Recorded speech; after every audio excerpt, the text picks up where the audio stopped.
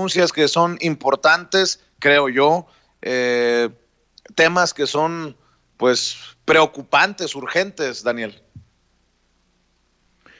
Vicente, hay muchos temas. Primeramente quisiera yo hacer una reflexión de que la situación tanto en Coahuila como en Hidalgo debe prender los focos rojos a Morena, al Partido del Trabajo, a los partidos que hacen alianzas entre ellos. Primero porque demostró claramente la incapacidad que tuvieron para enfrentar esta elección, aún teniendo la figura de un presidente de la República. Segundo, querido Vicente, demuestra que poderes fácticos y grupos criminales siguen operando las elecciones en México, que sigue habiendo turismo electoral. Hay una naturaleza, hay dos naturalezas. La primera es la naturaleza priista acendrada en el norte del país, de la cual hay que poner mucha atención porque pudiera contagiar Coahuila también a otros estados. Digo contagio porque hay visiones recalcitrantes, conservadoras todavía en el país. Por el otro lado, en el caso de la elección de Hidalgo, te demuestra muy claramente una operación que pudiera vincular a otros estados vecinos, ¿no? Se sabe, se ha, digamos, integrado cierta información de vehículos que transportaban gente del Estado de México hacia el Estado de Hidalgo, son vecinos, naturalmente. Previamente, Vicente, hay que decirlo también, en la planta de cementos Cruz Azul en Hidalgo de la cooperativa, la ciudad cooperativa Cruz Azul había sido tomada por grupos de choque, todos ellos a favor del prófugo de la justicia, Billy Álvarez, quienes tienen físicamente controlada la planta. Pero empezó un clima de hostilidad realmente en todo ese lugar, situación que debió haber prevenido a las autoridades, porque estos sujetos, algunos armados, estaban por encima de las autoridades locales. Pero es innegable que con esta acción, y aquí ha habido un experto que tuviste el fin de semana, un periodista que analizaba el tema electoral en Hidalgo y que lo planteaba también como un posible laboratorio electoral, pues argumentar que estos grupos también operan electoralmente. Y lo que fue evidente es que hubo coerción, que hubo compra de voluntades, que hubo hasta direccionamiento hacia la boleta de cómo votar, que hubo quema de urnas y niveles de sabotajes diversos. Yo creo que esto no corresponde al clima de civilidad, pero también te deja clara la pérdida de la oportunidad histórica que tuvo Morena en el año 2018, cuando lleva al Congreso de la Unión a tipos nefastos del PRI en clara acción de protegerse a sí mismos, seguir operando y engañar a todos que eran morenistas. Pero hay que reflexionar ahora que la circunstancia nacional de la elección de Morena ha verdaderamente generado una fuerte fractura, Vicente, en este momento, en el reciente proceso electoral. Creo que sin darse cuenta los morenistas del daño que les iba a provocar a su imagen y a su capacidad de operación, el proceso interno tan desgastante, los llevó literalmente a un fracaso electoral, cosa que es de verdadera vergüenza, el no tener los liderazgos, el no lograr las candidaturas y el no lograr el trabajo reforzado de sus bases. De allí la importancia de Coahuila pudiese tener también otros elementos, otros argumentos, también pudiera haber ciertas incidencias porque el PRI tiene comportamientos semejantes históricos, fraudulentos, pero hay que esperar yo todavía que resuelven tribunales, porque muchas de estas cosas pudiesen darse en el terreno de la judicialización del proceso. Mi querido Daniel, sí hubo irregularidades. Nosotros estuvimos allá en Hidalgo. Sí hubo intentos de aplacar a la gente, de asustar a la gente, de confundir a la gente, sí. Pero recuerdo un tuit que vi muy temprano del Fisgón, de Rafael Barajas, el Fisgón, quien dice que también hay que hacer una autocrítica. Y creo que le hace falta mucha autocrítica a Morena.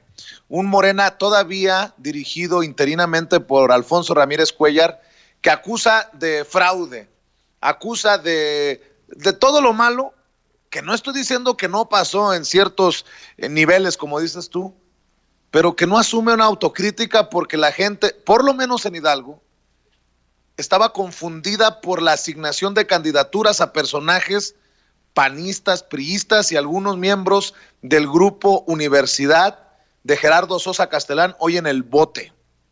Gerardo Sosa Castellán, el líder de la Sosa Nostra, de ese grupo Universidad. Personas de ese grupo fueron asignadas a diferentes candidaturas y la gente ahí es donde estaba confundida. Por eso digo que hace falta mucho que ganarle a este proceso en un partido en donde siguen los pleitos, siguen los coscorrones por la dirigencia nacional y en donde, pues sí, ahí sí que le quedaron a deber a la militancia, a la gente de abajo, mi querido Daniel. Vicente, hay dos personajes que están en este momento en la lucha interna por Morena, tanto es, la figura de Mario Delgado como la de Porfirio Muñoz Ledo. ¿Qué puede esperar la dirigencia de Morena de cualquiera de ellos llevando el destino de este partido político? Bueno, Mario Delgado es un personaje vinculado a Marcelo Ebrard, eso no está mal. Él ha trabajado en las áreas de finanzas, es un experto en economía, con una maestría y especialidad en econometría, que justamente es uno de los temas que se tendrían que discutir en el afán de cambiar las métricas del sistema económico financista global.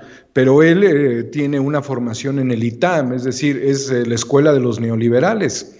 Por el otro lado, está confrontado internamente en el Congreso. Para mí, Mario Delgado era una figura muy relevante, pero pues se fue raspando en el proceso, porque también hay que ponerlo claro, no puedes transitar por una caverna oscura sin rasparte, sobre todo en un proceso de tránsito, y al final de cuentas terminan con sus capacidades de alianza, dándole al PRI el control de la presidencia de la Cámara de Diputados, cuando no era lo razonable. Es decir, y te van a decir que son acuerdos. No, yo no digo que no sean acuerdos o sean acuerdos. Yo digo, no es lo razonable. No se tiene la mayoría para conceder.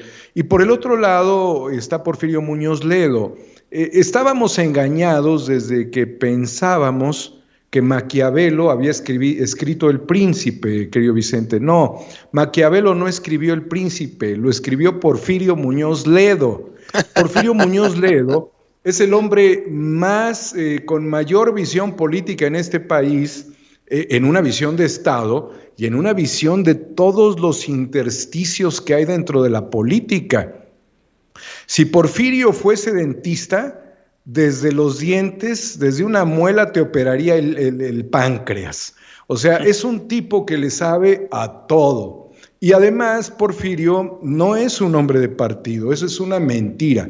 Porfirio es un hombre de partidos. Porfirio no quiere a ningún partido político, él se ha servido de todos los partidos políticos, lo cual no quiero decir que esté mal. Y obviamente la egolatría que tiene es del tamaño de su capacidad y de su ingenio y de su brillantez. Esto, ¿cuál de los dos le puede servir a Morena? Pues realmente no lo sé, querido Vicente. Si se pudiera hacer un mix, a Porfirio quitarle 15, 18 años, al menos 12 años, y a Mario Delgado sacarlo de la esfera economicista y llevarlo a la ruta social, como lo ha hecho el presidente de la República, pudiera ser un buen mix. Pero por lo pronto me parece que va a ser muy difícil para ellos llevar las riendas. Ahora, ¿qué puede suceder? Lo que tendría que suceder, Vicente, es que las candidaturas y los candidatos fueran más chingones y capaces que los propios dirigentes para poder refrendar el proyecto político de Morena. Si no lo son, pasaría lo que dijo Giovanni Sartori cuando decía que un PRI sin un presidente era un PRI decapitado. y un presidente sin un PRI era un presidente decapitado. Circunstancia que nos lleva también a otro nivel de análisis súper interesante, Vicente. Hoy se rinde homenaje por el aniversario luctuoso del general Lázaro Cárdenas del Río, en un lugar muy significativo, en este mausoleo de los hombres ilustres en el Monumento a la Revolución. El primer capítulo de Guerra Híbrida comienza con los dos personajes que estuvieron hoy rindiéndole homenaje a Lázaro Cárdenas, justamente en ese mismo lugar, hace 22 años, cuando fue el lanzamiento de la campaña de Cuauhtémoc Cárdenas por la presidencia de México en la Alianza por México. Allí estuvieron, Vicente, Andrés Manuel López Obrador y Cuauhtémoc Cárdenas, de los cuales mira lo que es la vida. Cuauhtémoc, que en tres candidaturas no pudo ser presidente, Andrés Manuel lo logra a la tercera, pero son un proceso histórico que comienza en el 88, ¿sí? Hasta el momento de 32 años con dos solos dirigentes en la izquierda, es decir, la izquierda no ha aprendido a nadar sola. Por el otro lado, en el mismo lugar estaba Rosario Robles, levantando el puño en la dirigencia prácticamente del PRD, en un momento muy circunstancial, muy importante, hoy en prisión. Date cuenta cómo en el mismo lugar, a través de los años, cambian las circunstancias de los personajes, pero esto tiene un valor simbólico. Y lo que a mí me dice, además de todo, es que la izquierda se volvió tullida, que le faltó más ingenio, que puedes tener dentro de la izquierda a grupos de eruditos que se están haciendo viejitos y que naturalmente hace falta un impulso de la juventud. Circunstancia que también pudieras traspolar con lo sucedido ahora en Bolivia, donde a pesar del golpe de Estado, logra nuevamente el movimiento, el movimiento de Evo Morales, recuperar con un 51.3%, no estoy cierto de la cifra, la presidencia de ese país después de un golpe. Aquí no puedes ganar ni Coahuila, ni puedes ganar Hidalgo, ¿sí? Y no quiero suponer que ambos gobernadores que todavía están en funciones, eran las personas más lúcidas de este mundo. Pero, ¿qué le faltó entonces, o qué le estaría faltando a Morena y en general a la izquierda? Le falta algo que yo señalé hace aproximadamente un año, querido Vicente, y es un movimiento cultural. Y lo mencionó también Cuauhtémoc Cárdenas hoy, cuando habló de la fuerza y del impulso que su padre le pudo dar a ese movimiento en donde se logró consolidar la institucionalidad en este país como efecto postrevolucionario. ¿Sí? Aquí no tenemos realmente un movimiento cultural, un movimiento de vanguardia mexicana que pueda evocar la cuarta transformación. No es que yo le esté mandando un mensaje a la secretaria de Cultura, no se lo estoy mandando específicamente a ella. Quizás sea algo que tiene que surgir naturalmente, porque si no vamos a caer solamente en movimientos electoreros. Y yo creo, también debo decirlo de manera analítica, que el fenómeno del 2018 es un fenómeno que comenzó quizás en el año 94, con el zapatismo, en el 2000, en el 2004 con el desafuero, en el 2006 con el fraude, en el 2012 con el 132, en el 2018 con la llegada de Andrés Manuel. Pero ¿cómo es posible que no cuaje un movimiento? Seguimos pensando en los artistas, en los grandes signos culturales de México que quedan justamente en lo que celebrábamos hoy, en el periodo institucional de este país, que también le da un paso a la formación del PRI, pero es justamente el de Lázaro Cárdenas. Cárdenas le da impulso desde el mariachi hasta la visión y la apertura que se le dio a la inmigración española en México. Entonces, no del todo estamos perdidos. Aquí fue muy valiosa, muy valiente y muy oportuna la acción para salvar a Evo Morales, quizás de la muerte, Vicente. Pero todavía México le está faltando esa proyección. Se lo plantea el presidente hace un año y medio, quizás, no lo sé, pero creo que no me han escuchado todavía. Si no hay un movimiento cultural, al igual que si Calderón no está en el bote, la cuarta transformación no está, no se ha concluido en el ánimo y en la fuerza espiritual de una nación tan poderosa. No podemos vivir de la evocación de la primera mitad del siglo XX, Vicente. Para cerrar,